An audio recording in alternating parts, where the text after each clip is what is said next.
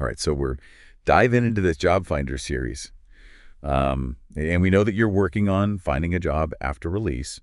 And this series is specifically designed to give you a ton of advice. Yeah, it's really a great resource. And I think what really stands out to me is how much it focuses on like both the practical skills and the mindset that you're going to need to succeed. Yeah, I was really drawn to that too, and especially episode 1, laying the groundwork. Mindset matters. I think Mm. they make such an important point about fixed versus growth mindsets. Mm-hmm. Like, one person might say, oh, I'm just bad at interviews. Right. And that's that fixed mindset versus someone saying, I can get better at interviews with practice. Mm-hmm. And I think that's such a powerful distinction. It really is, and it's especially important, thinking about the situation that you're in. Imagine you're facing a challenge in your job search, right? With a fixed mindset, you might just feel discouraged. You might just give up. But with a growth mindset, you see it as a chance to learn. You see it as an opportunity to grow. You say, okay, what can I do differently next time? Yeah, and that can make all the difference in staying motivated, because job searching is tough for anyone. Absolutely. And it's going to be even tougher when you're facing, these extra hurdles. It can be. So having that growth mindset, I can see how that's like the foundation. It is. And the series doesn't just stop at mindset. They also talk about setting SMART goals, which I think is so crucial for taking those positive thoughts and turning them into actions. Okay, so, I've heard of SMART goals, but I've never actually used them. Right. How do you see them working in the context of finding a job after release? Okay, well, think of it like this. Instead of just saying, like, I want to find a job, which is, kind of vague and big. Overwhelming, exactly. You could set a SMART goal, like, I will fill out 2 job applications every week for the next month. Oh, so you're breaking it down into bite-sized pieces. Exactly. You're making it specific. You're making it measurable, achievable. It's relevant to your goal, and it's time-bound. Okay, so you're taking this big, overwhelming goal and making it into these smaller steps that you can actually tackle. It's exactly. And that makes the whole process feel less daunting, and it gives you like a roadmap to follow. That makes a lot of sense. Okay, so we've got our mindset. We've set some goals. Mm-hmm. What's next? So episode 2 jumps into first job strategies. And it starts with a really important point, which is that, your first job after release might not be your dream job. Right, they emphasize that a lot in this series. Yeah. That it's really about, getting back into the rhythm of working and building a foundation. Exactly. And to do that effectively, you need to be able to identify and articulate your transferable skills. So think about the skills that you've developed, even in prison, that could be valuable in a work environment. Okay, so give me an example. What kind of transferable skills might someone pick up, say, working in the prison kitchen? Okay, so let's say you've been working as part of the kitchen team, right? Instead of just saying, I work in the prison kitchen, you could say something like, I worked as part of a team in a fast-paced environment responsible for, preparing meals for a large number of people. This required me to communicate effectively with my colleagues, manage my time efficiently, and adhere to strict hygiene standards. Well, okay, so you've completely reframed it. Right. You've taken what sounds like a very simple task and turned it into this powerful statement about teamwork, communication, time management, attention to detail. Exactly. And those are all valuable skills that employers are going to be looking for, regardless of what specific industry you're going into. So it's all about connecting the dots between your experience and what employers are looking for. Right. And that's where episode 3 comes in, Job Hunting Like a Pro. It talks about all the different ways to find jobs, online boards, company websites, recruitment agencies, and more. Oh, there are so many options out there. It can be overwhelming just figuring out where to even start. Any advice on which methods might be particularly helpful for someone coming out of prison? Definitely. So, government resources like the National Career Service and Job Center Plus are fantastic places to start. They can help you with your CV job searching and interview skills. And what about organizations specifically focused on helping ex-offenders find employment? Those can be incredibly valuable as well. They often have connections with employers who are open to giving people a second chance and can offer really tailored support. Okay, so, there are resources out there, there's support out there. Mm-hmm. Let's get real for a second. Yep. One of the most daunting parts of this whole process has got to be the CV and the cover letter. Yeah. And episode 3 dives into some tips for those, right? It does. And one of the most important takeaways is to tailor your CV to each specific job that you're applying for. Okay. Don't just send out a generic CV. So you're really taking the time to highlight the skills and experience that are most relevant to that particular job description. Precisely. It shows the employer that you've done your homework and you're genuinely interested in that specific role. You're not just like randomly applying for anything. You put thought and effort into it. Exactly. Okay, that makes so much sense. Yeah. All right, so we've talked about mindset, we've talked about goals, transferable skills, job searching. But what about the interview itself? That's where the rubber really meets the road, right? Absolutely. And that's where episode 4 comes in, nailing the interview. It covers everything from preparing for common interview questions to understanding different interview formats like phone interviews, video interviews, and in-person interviews. I have to admit, interviews make me nervous every time. Mm-hmm. Is there anything from episode 4 that really stood out to you as being particularly helpful for calming those nerves and making a good impression? You know, one technique that I've always found helpful is the STAR method for answering interview questions. Okay, I've heard of that before, but remind me how it works. So STAR stands for situation, task, action, and result. So when an interviewer asks you a question like, tell me about a time you had to overcome a challenge, you can use the STAR method to tell a story. Okay. You start by describing the situation, then you explain your specific task or role, outline the actions you took to address the challenge, and finally highlight the positive result you achieved. So it's a way of taking what could be a really rambling answer and making it into this concise, impactful story. Exactly. And it helps you showcase, your problem-solving skills, your teamwork initiative, all these qualities that employers are looking for. That's brilliant. I'm definitely going to practice that before my next interview. I highly recommend it. The STAR method. Okay. Yeah. It's a good one. So the Job Finder series also talks about video interviews, which seem to be more and more common these days. Is there anything that we should keep in mind specifically for video interviews? Definitely. So video interviews, they come with their own set of best practices. Okay. First and foremost, make sure your technology is working properly. Test your internet connection, test your camera, your microphone beforehand so you don't run into any technical glitches during the interview. Right. You don't want to be fumbling with tech when you're trying to make a good first impression. Right. And then there's also the visual aspect. So choose a quiet, well-lit space with a neutral background. Oh, okay. You want the interviewer to be focused on you, not what's going on behind you. So you're like creating your own little interview studio. Exactly. And remember, even though it's virtual, dress professionally just as you would for an in-person interview. Okay, so no pajamas. Right? And make sure to look at the camera when you're talking. Oh, right. Not at the screen. It's so easy to look at yourself. It is, but it makes a difference because looking at the camera simulates eye contact. Right, it helps you connect with the interviewer. Exactly. Otherwise, it just looks like you're staring off into space. Right. Okay, good point. What else? A few other quick tips for video interviews. Yeah, speak clearly at a good pace. Be mindful of your body language. So sit up straight. Maintain good posture. Oh, posture. Okay. Yeah, and try to project confidence and enthusiasm. Okay. All great points. Yeah. All right. So we've covered mindset goals, transferable skills, job searching, even interview techniques. But there's one big elephant in the room that we haven't talked about yet, and that's episode 5, the Job Finder series, which tackles the tricky question of disclosing convictions. Right. It's a sensitive subject, Yeah. but it's an important one.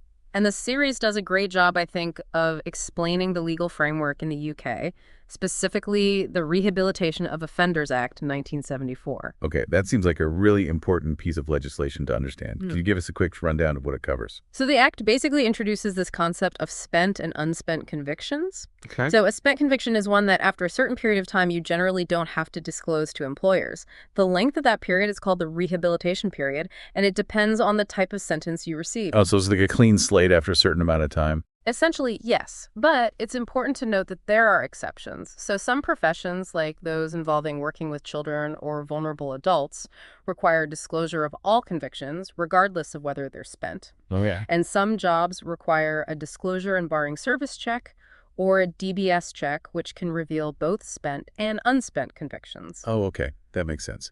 So what about unspent convictions? How should someone approach disclosing those in a job application or interview? Honesty and transparency are key. Okay. The Job Finder series recommends framing it as a story of growth. Briefly explain the situation, but focus on the positive steps that you've taken since then. So you're not dwelling on the past. You're showing how you've learned and grown from the experience. Exactly. You're highlighting your rehabilitation, you're highlighting your commitment to moving forward, and the valuable skills and experience you bring to the table. Remember that many employers are willing to give people a second chance, especially if they see genuine effort and a commitment to making positive changes. That's reassuring. It's about, focusing on the present and the future, not letting the past define you. Right. And it's important to remember that you have a legal right not to be discriminated against because of a spent conviction. Okay, that's good to know. Yeah. So going back to episode 3 for a moment, they talk about different job search methods like online job boards, company websites, and even networking. Are there any approaches you think might be particularly helpful for someone coming out of prison? I think that's a great question. And I would say that organizations specifically geared towards helping ex-offenders find employment can be incredibly valuable. Okay. They often have those connections with employers who are open to giving people a second chance and can provide that tailored support. Right, that makes a lot of sense.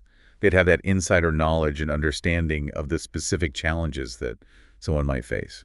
Now, episode 4 really dives into interview skills, which can feel, super nerve-wracking for anyone, but especially when you're re-entering the workforce after time in prison.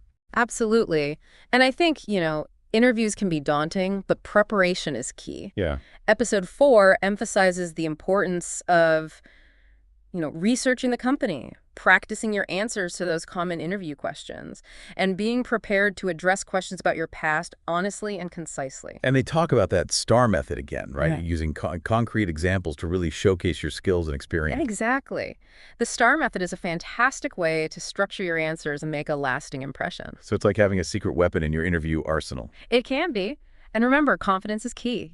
Believe in yourself and your abilities. You have a lot to offer. I love that. It's all about shifting the focus from what happened in the past to who you are now, what you can contribute. Right. It's about highlighting your strengths, your skills, and your potential.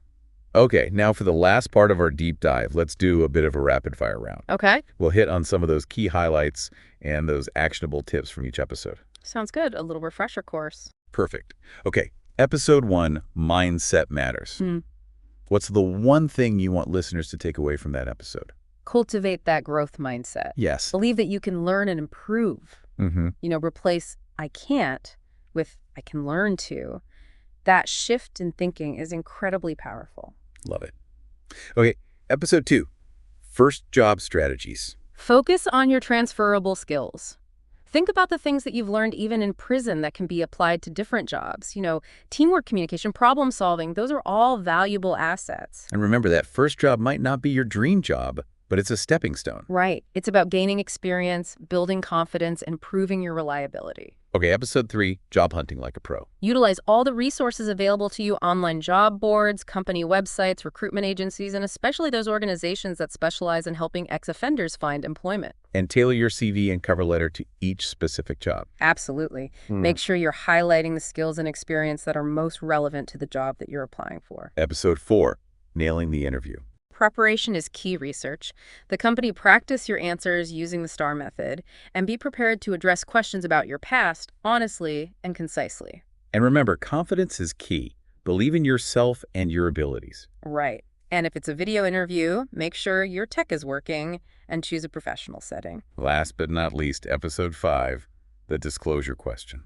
Understand your rights under the Rehabilitation of Offenders Act. Know when you're legally required to disclose a conviction and when you're not. And if you do have to disclose, frame it as a story of growth. Exactly. Yeah. Highlight your rehabilitation, your commitment to moving forward, and the valuable skills and experience that you bring to the table. Wow, that was a whirlwind. I know, right? But I think we hit on all the major points. We did. And remember, the Job Finder series is there for you to refer back to as often as you need. It's your guide, your toolkit, your cheerleader all rolled into one. And, beyond the practical advice, I think the most important thing that this series offers is a sense of hope and possibility. Totally. It's a reminder that you have a future, a bright one, and you have the power to create it. And one last thought for you to consider. Episode 5 emphasizes the importance of support networks. So as you embark on this job search journey, who are some people you can reach out to for encouragement and advice? Remember, you're not alone in this. That's such a great point to end on. Finding a job after release can be challenging, but with the right mindset, the right tools, and the right support, you can absolutely succeed. We believe in you. Okay, so it feels like we've covered so much ground, but I also know that each episode of this Job Finder series is packed with even more detail. Oh, definitely. We've really just scratched the surface here. But hopefully, this deep dive has given you kind of a framework to think about as you're working through the series. Yeah, definitely. So for this last part, I thought maybe instead of going episode by episode, we could kind of shift gears and focus on some of the biggest anxieties people might have about finding a job after release. Those things that might keep them up at night. Yeah, absolutely. Yeah. Let's tackle those head on. Okay, so let's say you've watched the series. You've got your SMART goals in place. You're feeling really positive about things. But then you sit down to actually start looking for jobs. And nothing. The listings seem impossible. You don't feel qualified. And the whole thing starts to feel really overwhelming. What advice would you give to someone who's feeling stuck at that starting line? Well, first of all, I think it's important to acknowledge that those feelings are completely normal. Job hunting is tough for anyone, and after being out of the workforce for a while, it can feel especially daunting. So, don't beat yourself up if you're not seeing results right away. This is where that growth mindset we talked about really comes into play. Yeah, so instead of getting discouraged, you're shifting your thinking to, okay, this is a challenge, but I can figure it out. Exactly. And remember all those resources we discussed, the National Career Service Job Center Plus organizations that specialize in helping ex-offenders? This is the time to tap into those support systems. They can help you break down the process into smaller steps, connect you with potential employers, and provide guidance that's tailored to your specific situation. It's like having a team in your corner, hmm to help you navigate those first few hurdles. That's a great way to put it. And as you start looking at those job listings, remember the advice from episode 2 about transferable skills. Don't get too hung up on finding a job that perfectly matches your past experience. Instead, focus on identifying the skills you've developed, whether it's teamwork, communication, problem solving, or something else, and look for jobs where those skills could be valuable. So you might not have direct experience in a particular field, but you've got those transferable skills that could make you a strong candidate. Right. And remember, the job application is your chance to highlight those skills and make that connection for the employer. Tailor your CV and cover letter to each specific job, showcasing how your experience, even if it's from a different setting, aligns with the requirements of the role. Okay, so let's say you've made it past the application stage and you've landed an interview. The nerves are kicking in again. Yeah. Any advice for feeling more confident and prepared? Preparation is key to feeling confident in any interview. Research the company, practice your answers using the STAR method, and be prepared to discuss your past honestly and concisely. But I think it's also important to remember that the interview is a two-way street. It's a chance for you to learn more about the company and the role, and for them to learn more about you. And if it's a video interview, remember those tips we discussed earlier about setting up a professional space, checking your technology, making eye contact with the camera. Exactly. And one more thing I'd add about interviews. Be yourself. Authenticity goes a long way. Let your personality shine through. Don't be afraid to ask questions. It shows that you're engaged and interested. Now let's talk about a question that I know can be a major source of anxiety for people with convictions. Should I disclose my conviction? That's a tough one, and there's no easy answer. The Job Finder series does a great job of explaining the legal framework in the UK, but ultimately the decision of whether or not to disclose is a personal one. What factors should someone consider when making that decision? Well, first and foremost, understand your rights under the Rehabilitation of Offenders Act. Know when you're legally required to disclose and when you're not. If the conviction is spent, you generally don't have to disclose it unless the job falls under certain exceptions, like working with children or vulnerable adults. But even if you're not legally required to disclose, there might be other reasons why you choose to. That's right. Some people feel it's important to be upfront and transparent, even if it's not mandatory. Others might choose to disclose if they feel it's relevant to the job or if they feel it's something that might come up during a background check. So it's a very personal decision, Right. and there's no right or wrong answer. Exactly. The most important thing is to weigh the pros and cons carefully and make a decision that feels right for you. And if you do decide to disclose, remember the advice from episode 5. Frame it as a story of growth. Right. Highlight the positive steps you've taken since the conviction, your commitment to moving forward, and the valuable skills and experience you bring to the table. It's about showing the employer who you are now, not dwelling on the past. Exactly. And remember, many employers are willing to give people a second chance. So even if disclosing feels daunting, it doesn't have to be a deal breaker. Absolutely not. And remember, even if you face rejection, don't give up. Keep refining your approach. Keep learning and keep believing in yourself. That's such a powerful message. It's all about perseverance and It resilience. is. The job search journey can be challenging, but it's also incredibly rewarding. And remember, you're not alone in this. There are people and resources out there to support you every step of the way. That's a great point to end on. I think this deep dive has shown us that finding a job after release is a journey, not a sprint. There will be ups and downs, Hmm. but with the right mindset, the right tools, and the right support, success is absolutely within reach. I couldn't agree more. And I hope this conversation has given you a renewed sense of hope and possibility. Me too. Remember, you have a future, a bright one, and you have the power to create it. Thanks for joining us on this deep dive.